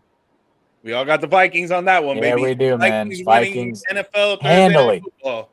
Take that money line. Degenerates. $5. There you go. Skull. All right, gents, we got one more thing we're going to go ahead and get to tonight. We'd be remiss if we didn't actually talk about some of the games from last night. We're just running a little long here. So the Celtics tied the 3-point record last night with 29 threes in one game. If you didn't get a chance to see it, if you ever want to get a chance, it's great shooting, and then it's hilarious. The last 8 minutes of the game, they missed 13 straight threes, just trying to score. The crowd was going crazy. It was quite awesome to see and quite comical to hear the commentators. And everybody was just excited for them to get one more damn three that they couldn't get. As well, last night, the Los Angeles Lakers beat the Minnesota Timberwolves. Cool moment. You have to talk about it. LeBron James got to play with his son. I'm glad we got that out the way. Legendary moment. That was such a cool moment. Love or hate LeBron, it is absolutely amazing that he is able to. If you guys hate the fact, I'm sorry, Steve, but if you guys hate the fact that a man is playing with his son in a professional basketball league, you need to go get checked, bro. You need to go get checked. Yep. Yeah, no, I agree, man. The fact that LeBron is still so damn good, though, too, man. Like that's another thing for another time or something. But damn, dude, the guy is just playing like he's turning 40 in December, and he's still one of the top players in the league, hands down. Yep. Easily. And still. Yeah, exactly. Little Bruce Buff in there, man. So, yeah, so we had to bring that up for you guys last night if you guys didn't get a chance to see that. But they also had a major event starting on Friday night, and we got the World Series, baby. It is the Los Angeles Dodgers taking on the New York Yankees. This matchup nobody wanted except George. This actually be the first time that these two have actually played in a World Series since 1981. I found that Subway Series would have been raw, though. Subway Series would have been raw. Yeah. I could definitely tell you out of the teams that were left, MLB was hoping that this would happen. And it wasn't going to be the Guardians. So dissatisfied with this. I hope you're happy, MLB. I hope you're happy. Take your money matchup and leave. Money. You know, honestly, I'm okay with this one. I don't like the Yankees, obviously, as a Red Sox fan, but both. I think it's going to be kind of – I like it whenever it is two marquee teams like the Dodgers and the Yankees. You know, they're probably the two biggest names in the sports. You could throw maybe the Red Sox in the mix in there as well, just for fan base, but they are pretty much the two biggest names in the sports, really. And then you got the two guys, man. You got – on opposite ends, man. You got the National League, you got Shohei Ohtani, and you got Aaron Judge, man. How could you not want to see that when the lights are shining bright, man? Bro, and let's talk about – imagine if Shohei was able to hit and pitch in the same game, and then he would have hit a homer and gone 10 Ks. Yep. I think or hit a homer and then strike out the game winning last batter of the game. I think he would be considered the GOAT 100%. Like you would have to put him as the GOAT. Like there would be no more conversation. Right? Yep. I thought it was kind of cool the other day. Aaron Judge was giving respect to Shohei as well, and he said, hands down, we all know who the best player of the game is, and it's Shohei. Yeah, like, there's no question about it. Yeah, There's no question about it. It's his league. We're just playing with it. The only thing he needs now is just to put a ring on it, and it's all his. Yeah, and it's such a young age too, man. He's not old at all. He's probably just starting to hit his prime, you know. So it's pretty amazing, man. So if we're gonna make our picks in this one, I'm pulling for the Dodgers just because of my hatred for the Yankees. But yeah. Yeah, I don't like either team. Obviously the Yankees because obviously the rivalry with the Rays, and then the Dodgers because they beat it. Hey. And then Dodgers beat the Rays back in 2020 for the World Series. Man, I'm still bitter. I don't care. I'm a bitter Rays fan. But if I had to pick one of these two teams to win, it's going to be the Dodgers. And not because Kevin Kiermaier's on it. That man can kick rocks. I don't care about him. But Shohei Ohtani, like I said, he needs a ring. He deserves a ring. Not only is he the best player in the league, he's just a great guy. So it's like I want to see the face of the league finally get a ring. You know, and again, him and Trout, when they were on the Angels, we always hated seeing them go ringless. So it's like if one of those guys gets a ring, I'm glad it's Shohei. Agreed. Yeah, I gotta be biased and go with the Yankees, bro. You know I gotta go with the Yankees. Bro. Yeah. But speaking analytically, they both have great hitting, but the Dodgers have just better pitching than the Yankees, man. So if the Dodgers win, I wouldn't be surprised because again, just better pitching. Dodgers in 6. 7, I think. Dodgers in 7. If the MLB has made it this far with the matchup they wanted, they are going to have this go 7. They'll give one more. It's just going 7. They're going to get their money's worth. Dagnabbit. I'm sticking with Shohei, throw down the middle, da. Throw down the middle. I'm sticking with it. I'm going Dodgers in 6, man. All right, ladies and gents, we went a little long this one, man, but it was still a lot of fun. There was a lot of stuff that happened this week. We're going to get back with you guys on Saturday, and we have a lot of stuff more to talk about then, too. We're going to have some NFL, the major UFC fights coming up, and we got a lot of stuff to get to. So, we're going to be cutting it out for the night. We appreciate you guys out there listening, watching, commenting, and just sticking around with us and hanging out with us, man. For BC and the boys, I am Steve Brennan, and we are out. Good night. Peace.